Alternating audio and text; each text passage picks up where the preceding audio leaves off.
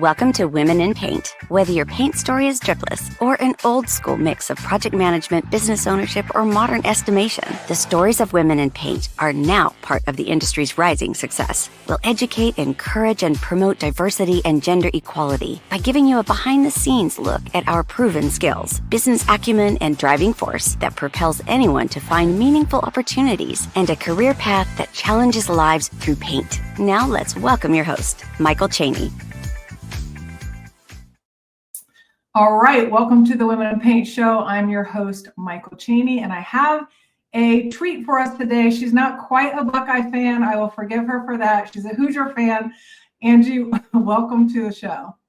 Thank you. It's great to be here. Yes, thank you so much for joining me. Of course, I know who you are. I know all of your background.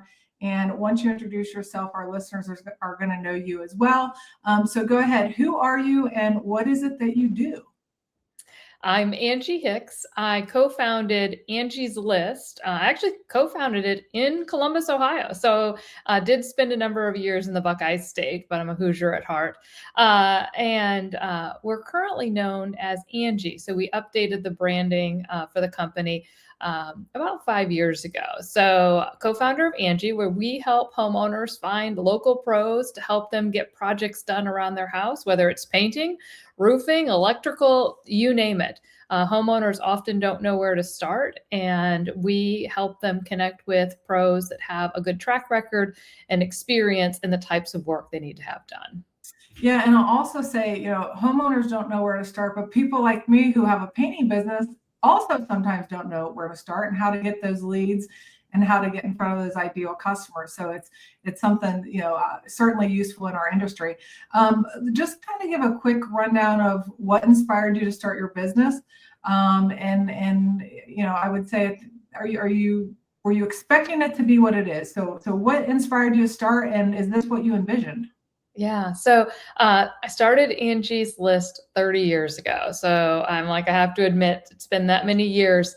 I started it right out of college. So your question of whether I expected to do this, I did not expect to be an entrepreneur. So when I was in college, I thought I was going to either be an actuary or a business consultant. I was economics and math. That was my areas of focus. And then I did an internship with a venture capitalist in Indianapolis during my junior year. And during that time, I realized hey, I kind of like small businesses. I was really shy and quiet, so I just worked well in that small environment. And then when I was getting ready to graduate, my Bill, who I worked for at the internship, called me up and said, Angie, why don't you forget about other opportunities and why don't we start a business? Your parents are going to hate the idea, but I promise I'll raise enough money that we can make it go for a year. And, the worst thing that happens is if it doesn't work out, you'll have a good essay for business school someday.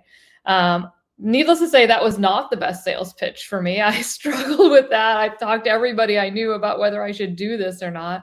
And finally realized that what do you actually have to lose when you're 22? Not really that much. So went ahead and said yes. Bill was the one that had the idea for the business. It was actually, there was a business in Indianapolis that started in the 70s called Unified Neighbors that kept track of who the good plumbers and electricians were in town. And he had used that as from a recommendation from a friend of his when he first bought a house in Indianapolis. And then when he eventually moved to Columbus, Ohio, he bought another fixer-upper house and realized there was nothing like Unified Neighbors there, and looked a little further and realized there was nothing like it anywhere. So he was like, this is the business we should start. We can see what they're doing in Indianapolis. We should start our own version of it in Columbus. And that's what we did. We called it Columbus Neighbors. We weren't terribly creative. We did kind of Unified Neighbors. We were going to be in Columbus. We called it Columbus Neighbors to start. And it was pre-internet days. So we were a newsletter and a call-in service. So if you needed the name of a plumber, you could call me. And I would look up, I would tell you which plumbers were good or which ones you might want to avoid. And then about a year into the business, we realized that people thought our newsletter was our business. And so they were like, oh, there's no plumbers in it this month. Maybe it'll be helpful next month. And they didn't realize it was dynamic and they could call in and get personalized recommendations. So we wanted to rebrand it. So we debated it between the list, which was kind of this protective, like, we've got your back, homeowner. We're going to keep track of who's great. Also, Jackie's List was the number 2 runner. One of our investors' mothers lived in Columbus, and she knew absolutely everyone. She was the kind of person you would call if you needed a recommendation. And then at the very end, Bill threw out, well, why don't we call it Angie's List? He was a very pragmatic guy. And he was like, she answers the phone. Yeah. Even if she leaves some, story still works because she was the one that you would talk to. So that was probably, I like to call those my inconsequential decisions, like at the time, right? It was like, we had no members really, I don't know, a few hundred or something like that. So naming it Angie's List wasn't a big deal. But then obviously it got a lot bigger. So Angie's List it was. Now it's interesting because you're obviously dealing with like the trades. Now you're working with homeowners. Was there any strategy behind putting a female name in there? I just have to ask, or was there something, and I'll say this from the perspective of, on my team, I have female sales reps. And when they go into a home and they often meet with women, there's a real connection piece there. And whether it's true or not, it's perceived or more detailed or more trustworthy. Was there anything behind choosing a female name? In that decision, it wasn't about a female name, but I think you bring up a lot of good points about being a female in this industry. I mean, it is 100% a male dominated industry. So when a lot of times it is women that are driving a lot of the spending decisions in the home. So, being able to relate to someone, having a female kind of in the lead made it relatable to women who are looking to hire. And it certainly, over the years has really helped to build our brand around trust. And then secondarily, when it was being built, and we were kind of thinking about this, I think there were kind of 2 drivers that probably I was impacted with early in my career. One was I was super young. I was 22 when I started this. I didn't know a ton about home ownership, right? I mean, I grew up at my parents' house, obviously, but I'm like, I didn't know what it was like to own a home myself. And so there was that element of probably insecurity that came across in me. But luckily, Bill's wife was like my lifeline during that time. Like whenever I didn't know the answer, I would call her and she would be like, let me explain that to you, Angie, because she had rehabbed a bunch of houses. And then secondarily was being a woman. And, we were, as a review site, we were one of the very first places that started doing reviews. And people don't like negative feedback. Mm-hmm. And so it wasn't unusual for me to get a call from a plumber or an electrician or a handyman or you name it, upset about a review they got. And that was really hard on me. I was kind of like, they were angry. And I was like, how do I de-escalate this? And it's something I had to learn to deal with, really early on of how to talk about that. And I think, and I still give the same advice today as I gave in those early days is that, if you're doing good work, it's going to come out in the averages. And it's amazing how quickly that comes out. If you get fixated on one complaint, it can be paralyzing. Don't do that. So read the complaint. If there's something you can do about it to fix it, fix it. If not, apologize and get on to doing another good job because it will work out. You're not going to please everybody all the time. A lot of times people will ask questions about, should I give a response or things like that? And I was like, yes, if you have something thoughtful to say, but the first thing you must do is go have a cup of coffee. You must read it and you must walk away because your natural instinct is to, face that kind of criticism with maybe a negative response. And you do not want to do that because the most amazing thing is I think having all 5-star reviews is lovely, but it doesn't seem quite realistic to the end user who's reading your reviews because no one is perfect. Right. And it doesn't really tell you how that company is going to behave when things don't go perfect because they don't sometimes. And I find that I'll learn a lot more about a company that has good reviews and then has one complaint. And I was like, oh, that's interesting. So let me see how they handled this. And so that's where your response and what you do to fix things becomes an incredible marketing opportunity, because that's where you're really going to show what your company's made of. And that's what's going to win you customers. I love that you brought this up because, sometimes those bad reviews, man, they hurt so deeply. They hurt. Right. You're the owner, you're putting your heart and soul in this thing that you're trying to build. And so I really like the way that you frame that out. So thank you for that. Kind of on that same note, well, you said that you were shy. Let me start with, do you still consider yourself a shy person? Oh, very. And I'm introverted. I probably spend more of my life in kind of my unnatural state, let's say, right? Whether it's doing something like this or talking to people, you kind of have to find ways to recharge and kind of figure out your energy. I mean, one of the hardest things for me was when the company got to a point that it was big enough that I didn't know everybody by name. And we had name tags then, and then I was having to read name tags. And it was so disheartening to me. Mm-hmm. And I was like, I have to figure out a way to connect with the team in a real authentic way. And I think that's another important theme, is like how you lead and needs to be authentic to who you are. And so I had read a book around that time. And one of the examples was a former professor that went to business, and they brought office hours to the business. And they would hold office hours, so any employee could come in. So I introduced that at Angie's List back then, as a way for me to get to know people. Anyone in the company could sign up. We'd sit down, we'd chat for 15 minutes. And, I'll be honest, like I probably got more out of those interactions even than the folks that came to them. Plus it just, it sets a cultural tone. Is a tone of accessibility, and that I'm not afraid to take any question, like let's just talk. Like we're just all people here. Let's just figure things out. And it was great. And so I've actually over the last few years also rolled that out to customers, because I think that in the digital world that we live in, I love technology. I mean, don't get me wrong. I mean, we're dabbling in AI and, kind of have our app and all that kind of stuff. But sometimes you just want to talk to someone. And I don't think that we give enough space to that. So I do the same thing with pros. So pros can sign up to talk to me. I do 15-minute slots, and we'll talk about anything they want to.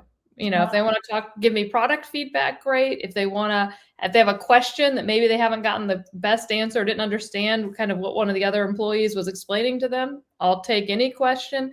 They might want advice on how to grow their business. I mean, the time is theirs. And so I've been doing that for several years now. And I think that also culturally changes things for our team, where, they realize that Angie's going to talk to you, and, anyone that wants to talk to her can talk to her. I mean, that's a very different feeling in an organization than you would typically find probably in, kind of most medium to large companies, right? Like that's just not an approach. But I found that addressing things that are coming in is super valuable, because, if someone's got a problem, they got a concern or something like that, they always come inside first. They always come to the company first. It's kind of how we handle them. So I'm giving us, an extra safety valve for how we can handle situations.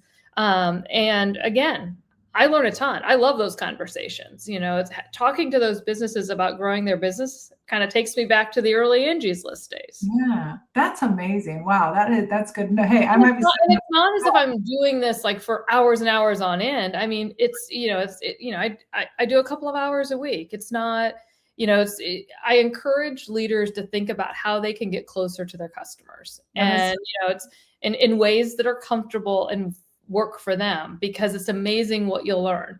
And, customers or your frontline team. So kind of think about your painting crews that are out there in the houses.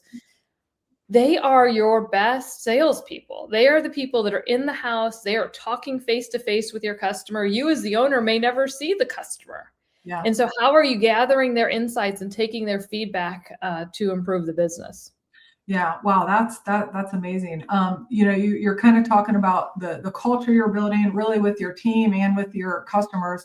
And you talked about kind of, showing up authentically, and that's kind of what the basis for your culture is. Can you kind of expand on that a little bit? You know, when what does that mean to you? And I don't think you phrase it this exact way, but showing up authentically, how is that like the basis for the culture that you want to build in your business and transpire over into your customer base? Yeah, I mean, I think it's all about, I mean, I think kind of your relationship with your customers is all about building trust or building a relationship, right? You know, like people feel more strongly about people than they do about brands. And I think that's one of the unique decisions when we chose to name it Angie's List was, you know, we actually got to kind of tap directly into that kind of personal connection versus just a business connection. Plus, when I've been over the years very visible in our marketing campaigns, I would get to have conversations with people just out on the street, right? Because they would recognize me and ask me a question or say, you know, whatever. And I always tried to kind of bring that back into the team so they could hear about that, because I knew I had a unique kind of glimpse into kind of what was going on. But I also knew, and you know, it was uncomfortable for me as the introvert to be in the limelight like that too. So that was kind of second decision that I made that was probably not a big deal at the time, but became bigger because we weren't really spending much on marketing when I was like, fine, we can do that. You know, I had to live my life too, right? I went to the grocery store on Saturday morning, you know, maybe hadn't showered yet, just like everybody else does. And people are stopping me and asking me questions. So, you know, I was always very clear that like, hey, there's not a persona you're turning me into. I am who I am. Mm. I can't live a dual life. It just has to be. So that's kind of where authentic became incredibly important kind of idea for me, was that, like, I have to be able to live in this world too. And so, you know, like if I get a question about a column I wrote for one of the newspapers across the country, I need to be able to answer it, even though someone on the team might have helped write it.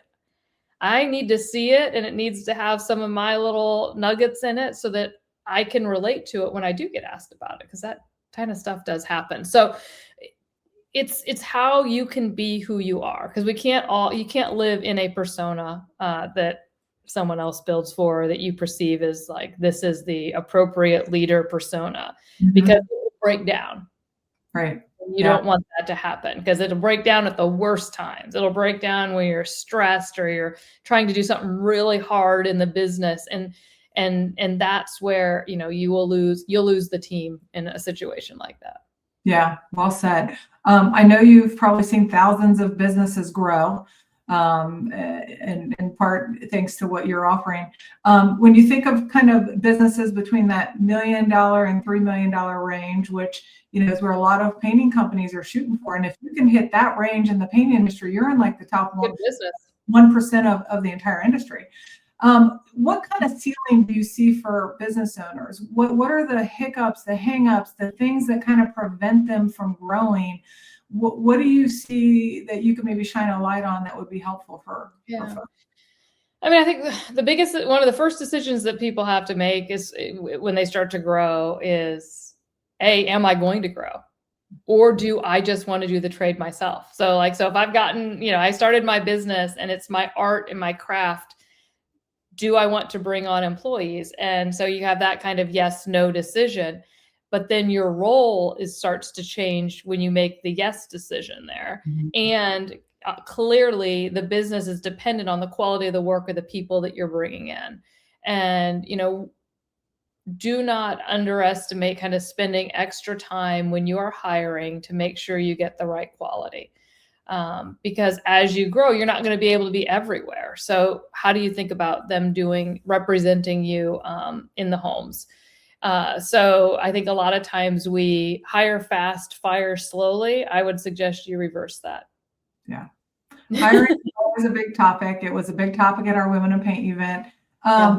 You know, yes. I would also, and then another suggestion I would have on this is figuring out. So I think there's also this, like, if you're really good at what you do, you're sometimes controlling. Kind of making that shift from doer to manager can be really hard, and you don't want to give space. I mean, I struggled with this, and I think over my career, It's the one thing I point to that people struggle with the most, because, the highest achievers oftentimes get promoted to managers, but what made them a great high achiever isn't what's going to make them a great manager. It's actually two different skill sets, and kind of maneuvering that transition can be difficult. So think about how you're going to give the great people you're hiring the space to do what they need to do, but also how are you going to connect? And I think when in the trades in particular, so if you're like, hey, I'm in Columbus, this is the market I'm covering, city I'm covering, like, how are you popping in and interacting with those customers? I mean, do you do a final check, kind of do a walkthrough with the customer at the end? I mean, clearly the team's been off doing the project for, the week or whatever. Think about how you want to insert yourself, or how you think about quality control there, especially as you first start scaling into having employees. Yeah, right on. When you talk about hiring the right people, I mean, this is a huge topic. I mean, hiring is a whole animal in itself. Can you give any tips on, you're talking about hiring slowly, right? How do you identify like someone's character and whether their core values fit? Do you have some sort of tips you could throw out here for us? Yeah. Well, I mean, I think a couple of things. One, I would do multiple interviews. I mean, because you might like fall in love with them on the first interview, and then the second interview, you're kind of like, that's not what because you literally just caught up in one thing they say, right? So multiple interviews, and then also some kind of chance for them to kind of talk practically about the work they do. So some kind of practical experience, so, maybe you give them a problem on like, how do you kind of, I'm trying to relate it to painting here. How would you tackle kind of changing a room that's in maroon into kind of another one? What kind of suggestions you have for the homeowner, things like that, where they could really talk about kind of their tactical, like how they would think about going and doing things, because then you can start to think about their technique.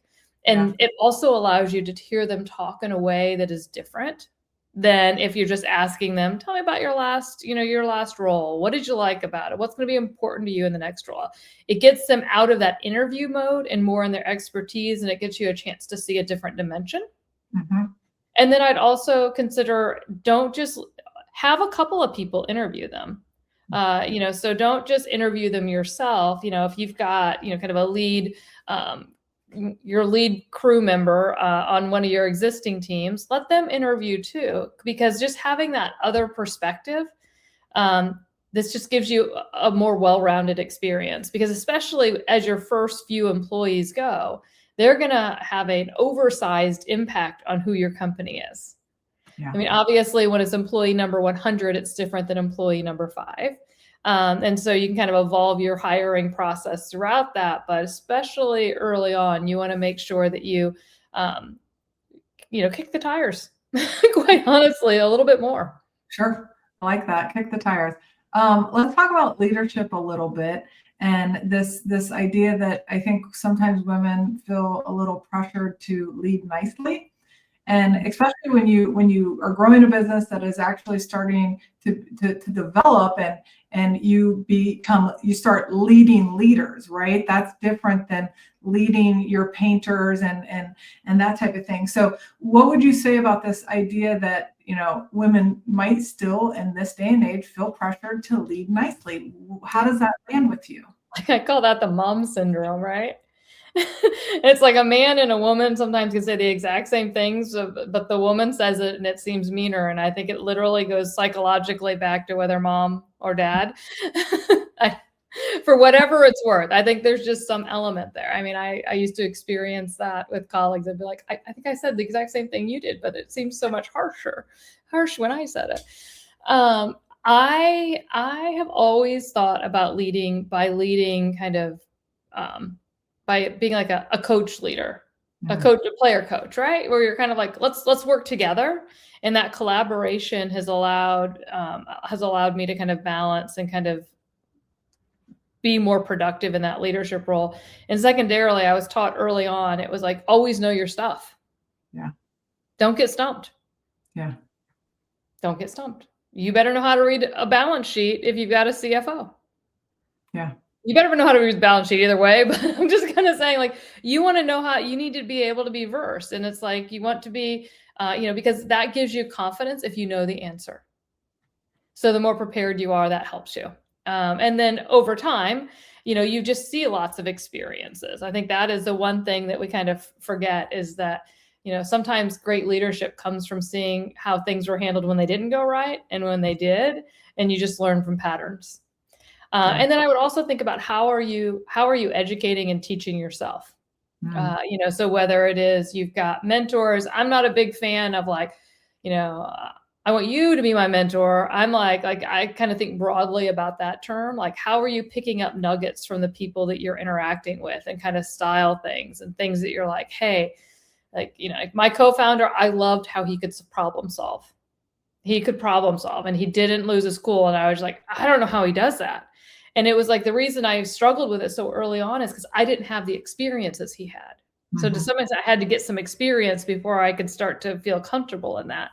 And then, what podcasts are you listening to? What are you reading? I mean, I gave an example. I was reading a book and got an idea for how something that has become kind of very foundational to how I lead these office hours. So how are you thinking about dedicating time? And that stuff seems intangible at the time. It is oftentimes things that you don't necessarily prioritize. And I'll give you my secret. I usually set those things like at the beginning of the year. New year, I'm like, I want to read a business book or I want to listen to 2 new podcasts because, inevitably later in the year, you'll wane on that topic. But, if you get 3 or 4 months where you're kind of staying dedicated to that idea, you're going to pick up some stuff. Yeah. So you've been doing this for 30 years, you said. What do you do now to make sure that you still know your stuff? I mean, you're talking about books and podcasts. Do you have any recommendations that you'd want to share with us? And is that still kind of what you do? Did you do that in 2026? You said, I'm going to, read these books. I'm going to listen to these podcasts.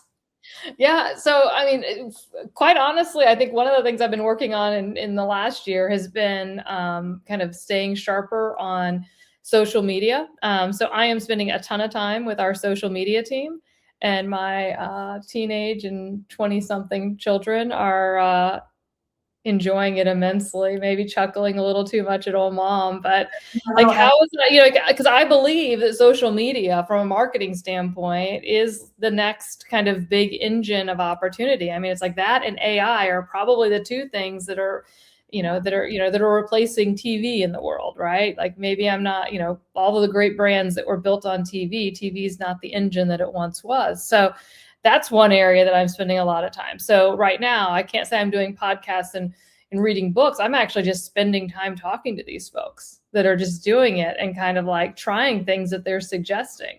It's like it can take many different flavors, but you've got to dedicate time to it.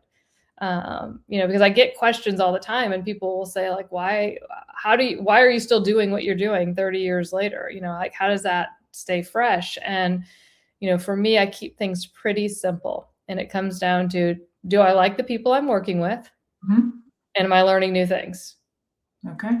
So, I mean, it's like, if I can say yes to those 2 things, then I'm like, this is great, because those are kind of the things that make a career meaningful. I think, it's like you can do accounting anywhere, but what's special about doing accounting at this company? And it's a lot of times it's the people and whether they're vested in helping you grow. Very good. All right, let's kick it back to kind of the personal realm of your world for my last question for you. What do you do to take care of yourself so that you can show up for your team and continue to build this amazing culture that you've been working on? What do you do for yourself that allows you to keep showing up and stay motivated? I mean, I think for me, I am all about kind of taking care of myself in a way that like I value sleep tremendously. And I know that sounds kind of so simple and so kind of crazy, but it's like, I do everything I can to make sure I'm getting a good night's sleep. I go to bed no later than 10:30. I always try to sleep 8 hours. An unpopular approach is I don't like to have my phone anywhere near me when I'm sleeping, because even if it's on silence or pause, like it still makes noise. It still does things, and that wakes you up. And I feel like, if you can go and kind of get a good night's sleep, most problems get solved that way. Yep, I like it. And you know what? I fully believe that, and that's what I'm focused on as well. Especially the older I get, the older you get, the more sleep you need. Right. That's like I tell young people. I was like, they're like, oh, I need my phone for my alarm clock. I'm like, well, do you know what? Like, A, you'll probably hear it in the other room as well if you're using it as your alarm clock. But B, for like $10, they make this thing called an alarm clock that you can sit by your bed. And it's probably better at waking you up. Right. Well, listen, Angie, thank you so much for joining me. Thank you for the support you're giving Women in Paint, the PCA. And hopefully we will catch you all at the next Women in Paint event. And Thank you. Thank you for joining us on Women in Paint. We hope you feel compelled to follow your own path and use your compassion, strength, and skills to build a career in the paint industry. And if you like this episode as much as we did, give it a simple click to subscribe so we can invite you back to our next episode. And be sure to share it on all your socials. Remember, Women in Paint stir up more than just a can of eggshell.